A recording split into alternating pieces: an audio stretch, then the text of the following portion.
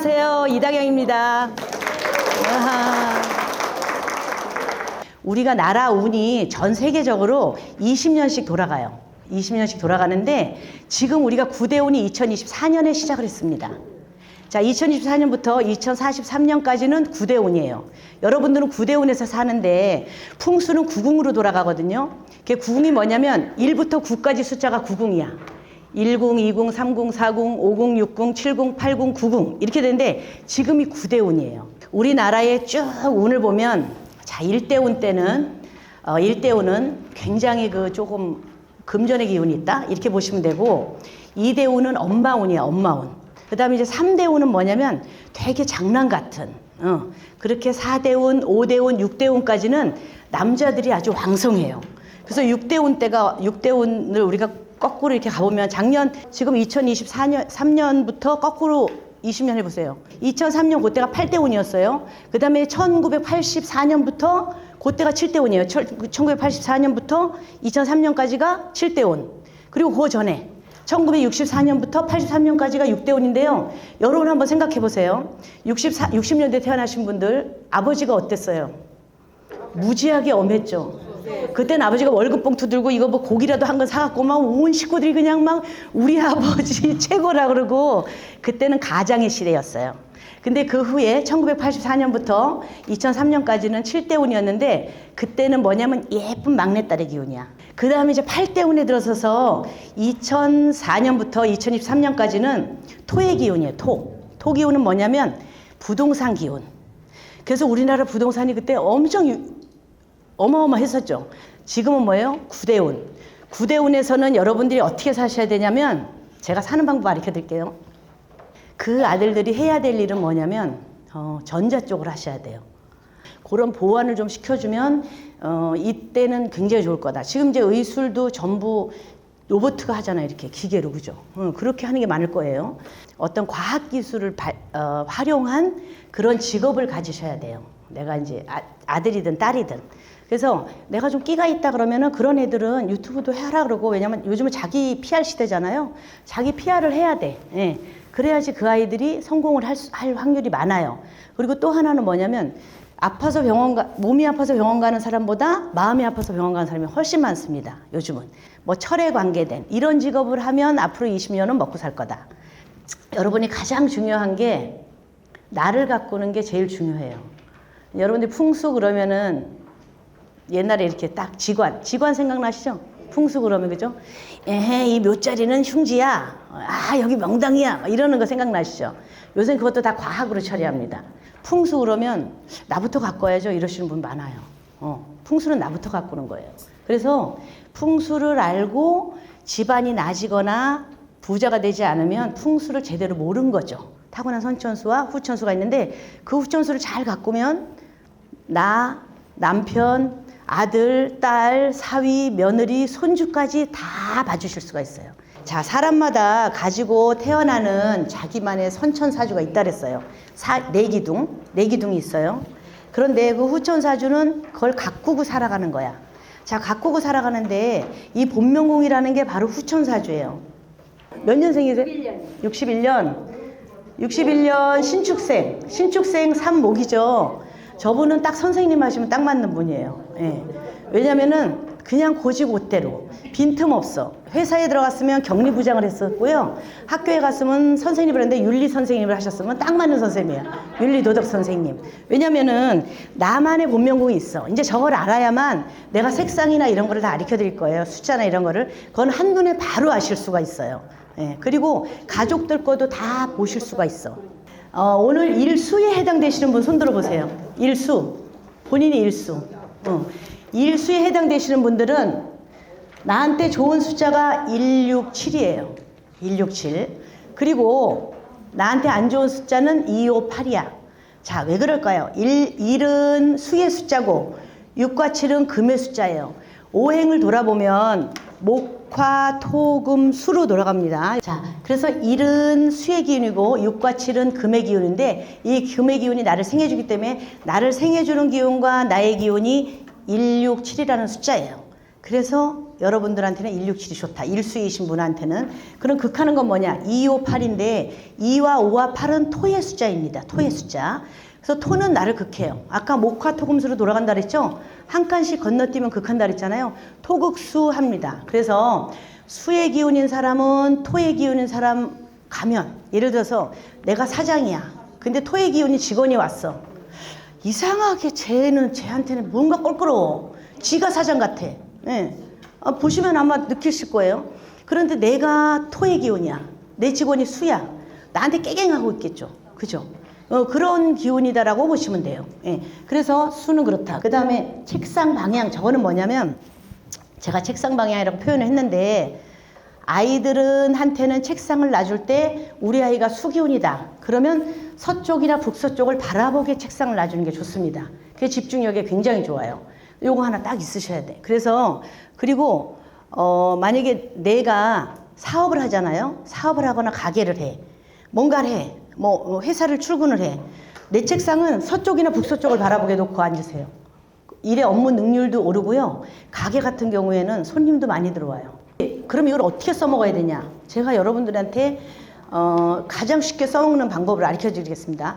나한테 좋은 숫자 어디다 쓰냐면요. 자동차 번호, 그 다음에 끄떡끄떡 하시네. 자동차 번호, 그 다음에 집 비밀번호. 남편하고 내 숫자를 도합해서 비밀번호 만들어요. 앞뒤로 막 섞으면 되잖아. 그리고 금고번호, 통장 비밀번호. 예, 그런 데 쓰시는 거예요. 돈을 많이 불러오는 숫자를 활용하는 방법입니다. 자, 이게 여러분들이 아까 제가 얘기했던 거 금고 비밀번호, 은행 비밀번호, 뭐 증권, 핸드폰 번호를 활용하는 방법 잘 익혀드렸죠. 나한테 좋은 거로. 근데 이거는 뭐냐면 집에 금고가 있으신 분은 활용을 하시고 안 그러면 내 지갑 안에만 활용을 하시는 거예요. 자, 이렇게 내가 만약에 3목이나 4목인 사람이다라고 하면 나한테 좋은 숫자가 목은 뭐였어요? 134였죠. 134.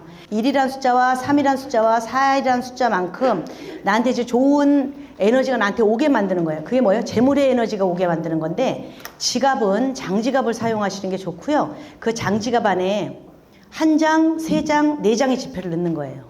근데 한 장, 세 장, 네 장의 지폐가 어떻게 들어가냐면 우리나라보다 잘 사는 나라의 돈이 하나쯤 들어와야 돼. 예를 들면 1달러짜리 하나 이렇게 한 장. 그 다음에 3은 뭐예요? 우리나라에서 제일 큰 돈이 뭐예요? 수표 같은 건 안 돼. 5만 원. 예, 5만 원권. 그리고 그 다음에 이제 4는 또 우리나라에서 그 다음 큰 돈 10,000원이겠죠. 아니면 달러로 1과 3을 채우고 4를 5만 원짜리로 채우고 빳빳한 새 돈으로 해서 지갑 깊숙한 곳에 딱 넣고 다니시는 거예요. 근데 어떻게 넣어야 돼요? 채곡채곡 챙긴 다음에 아시는 분, 제 영상을 보셨으면 알아. 내가 돈이 나갈 준비를 하면 안 돼요.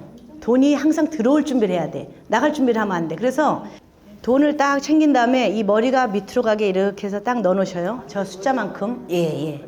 머리가 밑으로 가야 돼. 들어가야 돼. 그렇게 해서 넣어 놓으시고 그 지갑을 갖고 다니시는데 그 외에 현금을 항상 좀 갖고 다니셔야 돼요. 그래서 제가 몇천 원 이런 건 현금으로 쓰시라 그래요. 돈이 자꾸 이렇게 돌아야 돼. 카드로만 쓰시는데 카드로만 쓰지 마시고 현금 가지고 뭐 몇천 원, 1, 2천 원 막 이런 거 있잖아요. 뭐 주차비라든가 뭐 시장 가서 뭐 사는 거 이런 거는 거기 굳이 카드 안 돼요. 말 실갱이 하지 마시고 현금으로 쓰세요. 이렇게 몇만 원 이렇게. 그리고 또 돈이 채워져. 그러면 현금이 채워져. 그래서 그렇게 하시고 그다음에 이 돈을 자 그러면 그걸 평생 넣고 다니나요? 그러지 않아요. 평생의 3분의 1을 우리가 잠을 잡니다. 그런데 그 잠을 자는 중에서도 회두극좌라고 하거든요. 회두극좌. 뭐냐면 내가 머리를 두면 안 되는 방향을 얘기하는 거예요. 그런데 이게 왜 중요하냐면 머리를 두면 안 되는 방향이 살아있는 사람에게만 해당이 되는 게 아니에요. 여러분들이 묘자리를 가잖아요. 왜냐면 돌아가신 분을 안치할 때 제가 그 영상도 다 해서 순서를 다 해서 올렸어요. 제가 이제 직접 상주분한테 양해를 구하고 그걸 전부 촬영해서 절차를 알려드렸어요. 왜냐면 그 절차를 빼먹는 데가 되게 많더라고. 장례식장을 갔는데 혼백도 안 놓고 운하도 없고 그래서 그 왜 없냐니까 다 있어.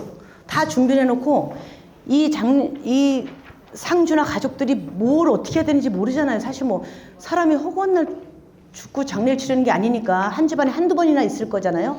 모르니까 그거를 안 주는 거예요. 다 생략을 해버리는 거예요. 의뢰하시는 분 있으면 저희가 이제 장례식장부터 다 챙기거든요. 그래서 그거 전부 다 해가지고 해드렸는데, 만약에 내가 돌아가신 분이 묘자리를 봐요. 묘자리를 볼 때도 그분이 돌아가셔서 누운 다음에 자식이 발복을 해야 되잖아요. 발복하는 게 바로 안 돼요. 발복 기운은 6년 이후에나 발복이 됩니다. 그래서 그렇게 발복이 잘 되게끔 자리를 잘 잡아서 놔야 돼. 그리고 이 자리가 이분 사주와 장남은 직결이에요. 장남하고 돌아가신 분 사주를 다 놓고 묘자를 봐야 되는데, 거기서 제일 1번으로 정해야 되는 거 뭐냐면 이 자리예요. 머리 두는 방향. 그분이 머리를 두면은 안 되는 방향에 두게 되잖아요. 그러면 제일 먼저 타격받는 게 장남입니다. 장남이 바로 타격을 받아요. 그 손이 아니고. 내가 발복을 하는 건, 만약에 할아버지가 돌아가셨다 그러면 손주가 복을 받거나 피해를 받는다고 했잖아요. 그런데 머리 두는 방향이 잘못된 거는 손주가 아니고 바로 자식이 받아요. 그래서 이건 굉장히 중요합니다. 그리고 잠을 주무실 때도 중요해. 잘 때 내가 가위 눌려. 아니면 자면서 자꾸 무슨 악몽을 꿔. 아니면 자고 났는데도 내가 잠을 푹 잔 것 같지 않고 머리가 항상 무거워. 네. 그러시는 분들은 이런 방향에서 잠을 자기 때문에 그래요. 잠을 자겠어요? 가위 눌리지. 잠 못 자죠. 네. 그래서 잠자는 방향이 굉장히 중요해요. 가위 눌리는 건 왜 근데요? 그거는 이제 제가 아까 귀문 방향이라는 얘기를 했잖아요. 집마다 방향이 다 있는데 8방향 중에서 북동 방향과 남서 방향이 귀신이 드나드는 방향이에요. 가게든 집이든. 그래서 북동이나 남서 방향에는 좋은 귀신만 들어오면 우리 집이 좋은 일이 많아. 그런데 안 좋은 귀신이 들어오면 피곤해요. 그래서 북동이나 남서, 집에 이제 가서 이렇게 재보세요. 나침판으로. 그럼 북동 방향이나 남서 방향에 청소기를 놓는다든가, 좀 이따 얘기해드리려 했어. 청소기를 놓는다든가, 아니면 쓰레기통이 있다든가, 지저분해 항상 거기가. 그러면은 지저분한 애들이 와요. 쓰레기 먹는 애들이 와. 그 방향은 깨끗하게 해줘야 돼. 깨끗하게. 그리고 항상 환기도 잘 시켜줘야 되고. 그래서 아까 북동 방향, 남서 방향을 바라보는 게 좋다는 사람 있었잖아요. 그죠? 책상 방향으로. 그분들은 뭐냐면, 그분들은 직관력이 좀 세세요. 예. 그런 귀문의 기운이 있습니다. 그래서 그런 거를, 그래서 그렇구나라고 이제 이 풍수 공부를 좀 하시면 이해를 해요. 내가 왜 그러지? 내가 왜 갑자기 나도 모르게 그런 게 딱 떠오르지? 이런 거는 그런 분들이거든요. 그래서 이런 침대 머리 두는 방향은 이렇게 이것도 이제 식구들을 다 따져봐야 돼요. 그래서 침대 방향 이런 걸 좀 해주시면 좋습니다.